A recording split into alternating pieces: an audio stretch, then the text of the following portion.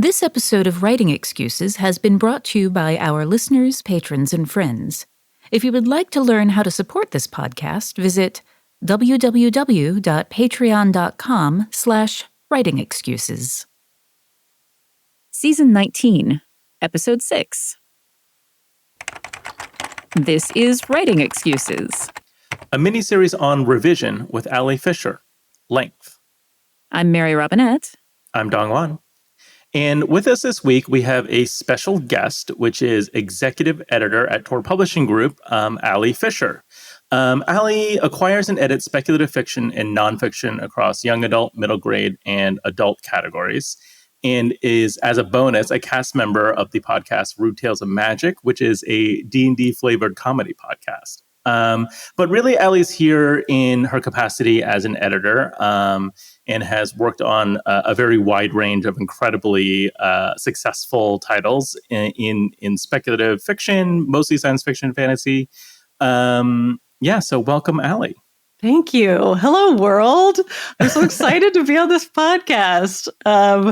Longtime listener, first time being on the podcaster. I've been listening to Writing Excuses since, I think, 2010. So wow. Is that true? We've been doing this that long, correct? I mean, next season will be our 20th season. So I don't remember what year we started, but it's been a minute. Yeah, I've been listening to Writing Excuses longer than I've been in publishing. So it's a real pleasure. This somehow delights me, and also makes me feel impossibly old. Let's move right into revision, which is also something that makes me feel impossibly old when I get into it. Yeah, exactly. We know that we've timed this because we know that a lot of people have just finished NaNoWriMo, and that you have written a novel and now you have to figure out what to do with it. So that was why we invited Ali in, because as an editor, she has a certain understanding of what happens with novels. So the first thing we're going to talk about is length, because most of the projects coming out of NaNoWriMo are going to be too short. Mm-hmm. Having said that, every time I talk to someone about a novel, I always hear them say either, "Oh yeah, I just finished this novel, but it's too long," or, "Oh yeah, I just finished this novel, but it's too short." I never hear anyone say, "But it's just right." There's no Goldilocks zone when you finish a novel. Exactly. And even when novels come to me as an agent or when it goes to the editor of the publishing house, I feel like that is one of the first things we're talking about is like, where does this fit in terms of length? So, Ali, when a project comes across your desk, when I send you an email with the most brilliant thing attached to it, of course, what is your immediate reaction when you start thinking like, oh, I wish this was a little bit on the shorter side. I wish this was a little bit on the longer side. What are the questions that start coming into your mind to help you figure out how to answer that? Yeah, absolutely. So, working in speculative fiction, often we're sort of, we see the higher range of a word count on like different novels, novellas, whatever, because there's a lot of additional world building that sometimes takes place in those books, especially at Tor, known for our door stoppers. A wide range, though, really. So depending on the age group that it's for, there tend to be different sort of hopes and requests coming in from retailers for their shelves, and what there are assumptions of those readers reading lengthwise, right? Middle grade being slightly shorter. YA has really run the gamut at this point, but with adult tending to have potentially the longest word count that I've seen. Those are very broad generalizations, but that tends to be something that is absolutely always on the table in the conversation when those books come in. But that word count conversation also tends to happen after an initial read and just sort of taking stock of, there were promises that I was excited to read about. We never saw them, or there was a lot of atmosphere here, but it felt a little exploratory to your process. And I actually think it could feel bigger if there's less in there. So stuff like that is a little less like, let's chop this to a really specific, length, and more of what's helpful in telling this story most effectively. Mm-hmm. I'm really glad you said that, because one of the things that I see a lot with early career writers is that they will have internalized these rigid ideas of how long a book needs to be. Sometimes they think that they have to cut 10% when they finish a book.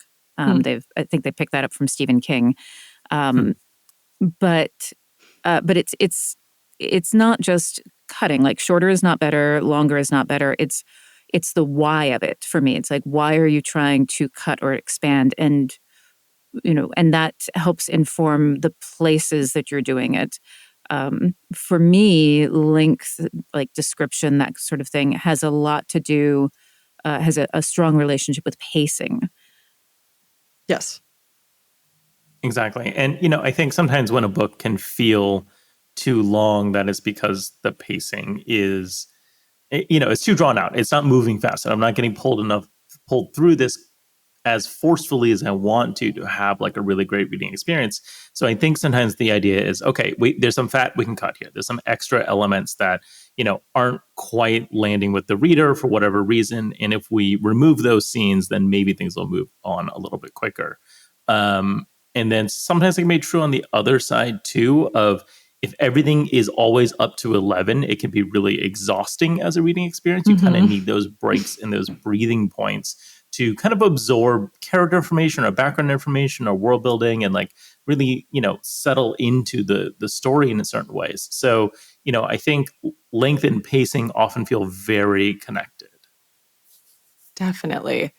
It is very hard to know before you get to the stage where you have, confirmed beta readers or an agent or an editor who will read your book and tell you about things like pacing and tell you their responses to stuff like that. I'm going to bring in something from a book that I read once, right off the bat here. There's a book called The Fiction Editor, The Novel, and the Novelist. It's very short. I think it's like 170 pages by Thomas McCormick. I don't know much about Thomas, but he was an editor once upon a time. And he has a concept called the master effect. And the concept is the master effect is the cerebral and emotional impact the author wants the book as a whole to have. And goes on to say it can be it's sort of like it's propped up by observation and insight and emotion and experience. So like, what does this all lead to? And I think when you're looking at length, it can be helpful to look at the separate elements as they like relate to what that big overall feeling is that you want.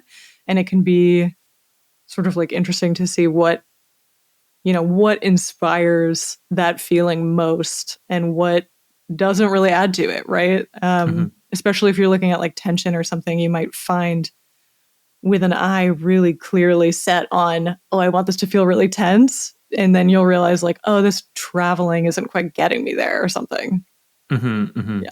And it's sort of like, we were talking about word count expectations by category and genre that the publisher wants. If it's an epic fantasy, you want it to be this length, whether that's like 100,000 or 120,000 words. If you want it to hit land with middle grade audits, you want it on the shorter side, whatever that specific range is. But, those they are arbitrary and they can be very frustrating when you run into them in a rigid way. But the logic of it does come from somewhere, which is when you're reading an epic fantasy, so much of what you want to be experiencing is that expansiveness, is that breadth of scope and perspective, and to get a sense of the politics and the magic and those kind of things. And so you're expecting a slightly slower pace when you're coming into an epic fantasy than you would if you were coming into an adventure fantasy, which you want it to be moving a little bit at a brisker pace, getting from action scene to action scene, from tension to tension, a little bit quicker than you would when you're not having big feast scenes or big, courtroom politics scenes, right? So I think a little bit of those length expectations really are driven by genre and category because those connect to certain types of pacing and certain types of reading experiences. So if you're thinking about that, did you call it the master effect? Is that what the term was? Yes. Yeah. Thomas when you're calls thinking about the effect that you want to have on your reader for your particular category, that's where length can really be part of the conversation coming into it. It's something that we're going to talk about in our next episode where we're talking about intention. Edgar Allan Poe has a similar concept, which he calls the unity of effect, where you kind of think about what is the overall emotional goal that you're aiming for, And then everything that you put into the novel goes into that. And I think that length is one of those things that you're also manipulating as you're moving through. One of the other things that you said, Ali, at the beginning was talking about, or maybe it was you, Dongwon, talking about, I can see you've left some of your homework here. But there's another thing that I see authors do, and have done myself a lot, which is that we don't really know where the scene is going, so we write our way into it to discover it. But then all of that text is still there. And so I frequently find that often the beginnings of scenes and sometimes the ends of scenes are places where the author is trying to figure out, how do I get into this scene and how do I get back out of it? That you've done the thing that the scene was required, and then you're kind of floundering, going like, I don't, it needs, and then there's just a lot of text where you are trying to figure out the perfect line, and then you don't cut any of it because you don't know which pieces are actually supporting it. Yeah. Exactly. And, I think I would love to dive into more about how you identify those and some techniques for cutting or adding, depending on what you need to do that. But let's take a quick break first, and we'll talk about the specific techniques when we come back. For my thing of the week, I wish I could pitch every book I've ever been able to work on. But since it's 15 minutes long and we're not that smart, I'm going to constrain myself to just the most recent publication that I had the genuine pleasure to acquire and edit. This is Infinity Alchemist by World Fantasy and National Book Award winning author Kaysen Callender. Kaysen is the author of Hurricane Child, King of the Dragonflies, Felix Ever After, Queen of the Conquered, and many more. And Infinity Alchemist is their YA fantasy debut, and it rules. It's basically dark academia, but burn the magic school down.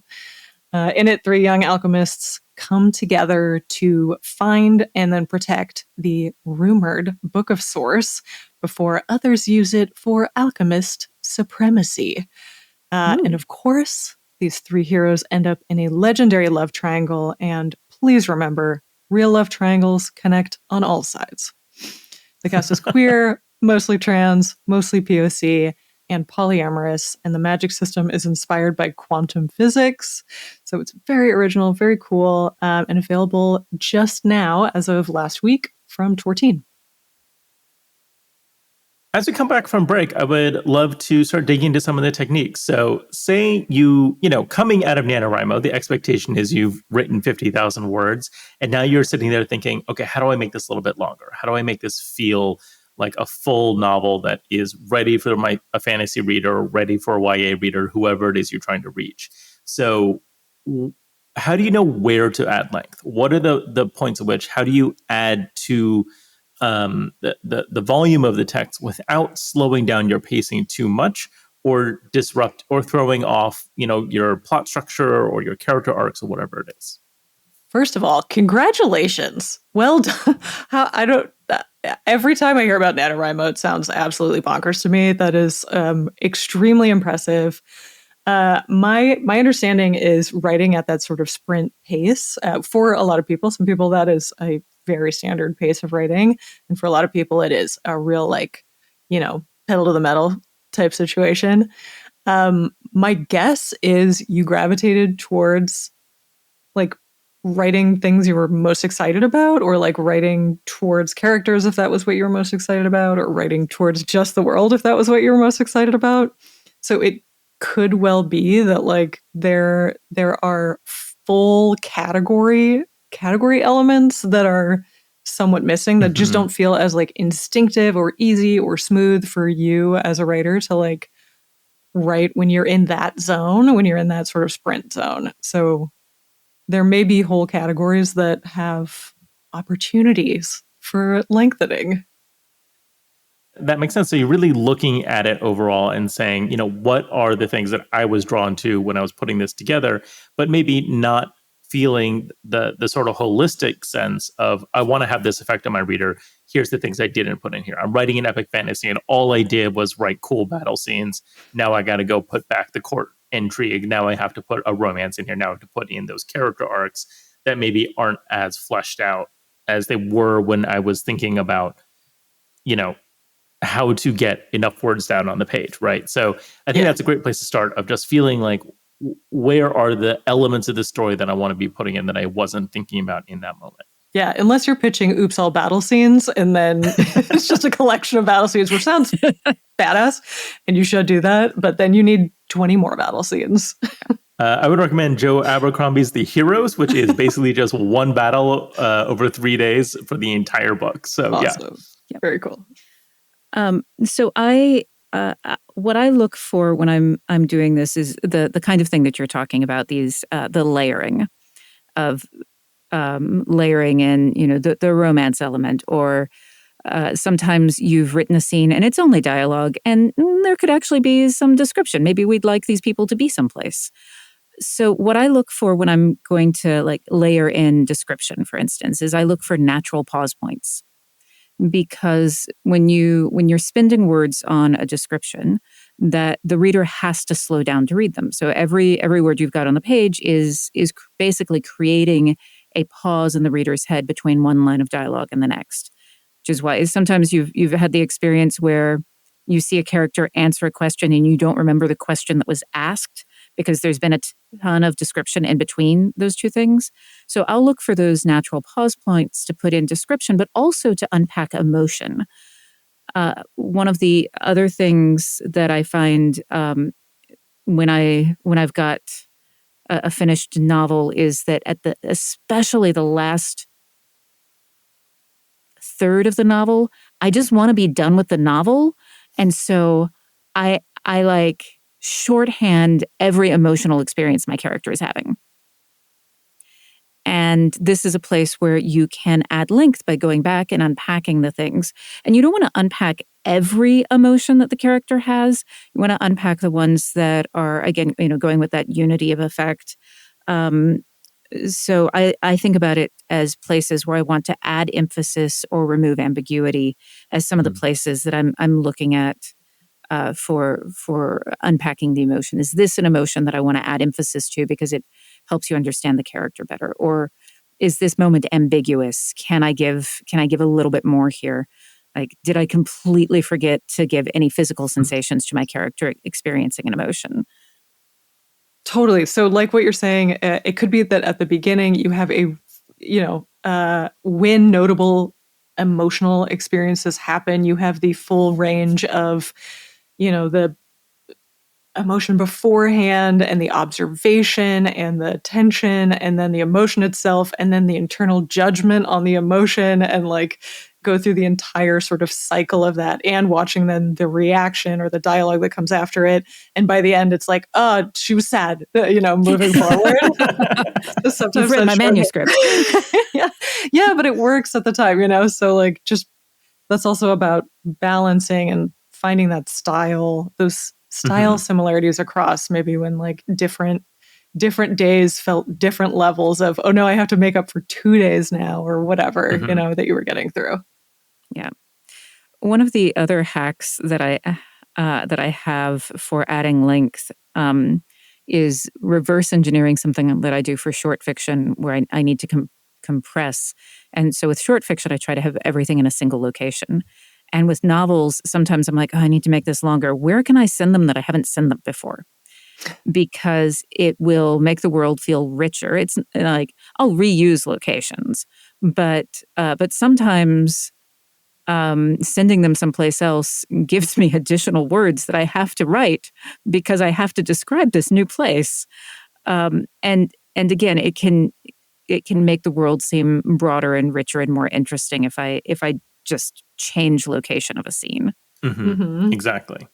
So on the flip side of it, though, you've got something that's a 200,000 word manuscript. You need it to be 110, right? You need to cut a lot out of it because it's simply too big for whatever reason, either for the readership or even sometimes bumping it up against physical limitations of publishing. It's hard to remember that we are making physical objects that we're shipping around, and when you print more pages, it gets more expensive. And when it's heavier, it's more expensive. And that can really affect things. So when, for whatever reason, your publisher is saying, hey, we would love this to be shorter, or if your friends are saying that are just your own instincts, where do you start to make those cuts? What are the things that are either easy things that you can start to look at of being like, okay, across the board, I can start pulling out these scenes? Or what are the more difficult, interwoven elements that you're starting to look at? As apparently the only writer in the room. But we have a lot to say. You have a lot to say, but I will we have a tell lot you of opinions about how writers should do things. Yeah. But since you asked what's the hard part, Yes. you have opinions about what I should do, but I can tell you what's mechanically difficult and what's easier. The easiest way to reduce a bunch of length very fast is to cut a character or a side quest. That'll pull out a ton of length really fast. It can feel daunting when you are thinking about doing that, because usually it's woven into the book all the way through. So what I will do is I have an acronym that I use, which is READ. I will review, do the easy fixes, audition, and then do it. And so by audition, what I mean is that I will, if I have to do a really big edit like that, I'll reverse engineer my outline, and then I will experiment with pulling out those scenes just in outline form to see whether or not the basic flow is still there. And then when I get into it and start the do it part of it, I put all of those into a scrap bin, because I will almost certainly need pieces of them later. And then largely what I'm doing is I'm having to adjust my signposts, which is the way I exit and enter scenes, and the material, the bridging material from getting from one thing to another when I'm cutting things. And then when I'm cutting characters, often it's like you just go in and you change the character names, and then you have to tweak the dialogue to make it make sense for that character. But it's one of the fastest ways to lose a lot of length. I also think there's maybe I'm wrong, but I feel like generally out there's a bit of like a demonizing of narrative summary, and it can really go a long way to, there are scenes that are fully dialogue, beat by beat, like this is happening, that can probably be brought down to a couple sentences. That's like reducing your darlings, I guess, or like summarizing your darlings. Your darlings, exactly. I think this is where show don't tell can lead you astray, right? It takes so many more words to show something than to tell something. So sometimes if you have this sense of, I can summarize this, I don't need to walk through every part of this group figuring out what their plan is, or having this interaction or this conversation, you can condense that into a few sentences, you can condense that into a paragraph, and provided you're making that narration interesting and still connecting it to character, I think there are ways that you can give us very large amounts of information very quickly and then keep moving. And that can really accelerate the read and the pace of the book in a lot of good ways. But Mary Robinette, I was just going to say, I just loved what you said about auditioning, because I think it can be very daunting and emotionally taxing to cut things that you wrote and loved. And I will say, as an editor, I have recommended things and been very sad about them and felt, like I genuinely know I'm going to miss this. But the audition process is such a smart move, because then you can like be really honest about whether that's going to take something away that is genuinely precious to the book, or if it's like something that was very cool but isn't needed. Because sometimes you audition and find out, oh, that was load bearing. This whole thing doesn't stand up without that element. And so it's like, okay, we can't touch that one. What else can we do? Unlike, renovating a house, you can actually pull those out and see what happens to the whole structure. Yeah. Yeah. You don't want to pull out a load bearing wall under any circumstances, unless you're like, okay, I'm going to have to pull that out, but then a beam of steel. So, but when you're pulling things out, I liked what you said about the show don't tell and the narrative summary. But the other piece that I think a lot of people underestimate when they're thinking about length is how much can happen off stage, in the gap between scenes, in the gap between chapters. That you can, I've found that I can cut an entire scene and just have someone refer to it having happened. That the implication is sometimes enough if the scene was not doing anything load-bearing aside from, like one thing, that often I can just say, oh, yes, I see that you got the diamonds, instead of actually showing them go into the store and buy the diamonds. How is diamond shopping? Yes. Because that's obviously a thing that all of my characters do. So fancy. I did not assume that they were buying the diamonds when you set up that scene, but yeah, I mean, you can just tell us that a thing happened. This is why you need the narrative summary. Yes. Exactly. Well, apropos, I suppose, for an episode about length, we're running on a little bit on the long side here.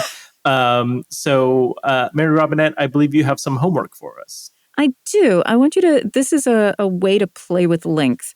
You're going to find two scenes scenes that are right next to each other. And what I want you to do is I want you to remove the scene break and then write bridging text to connect the two of them. So that narrative summary about how they got from point A to point B.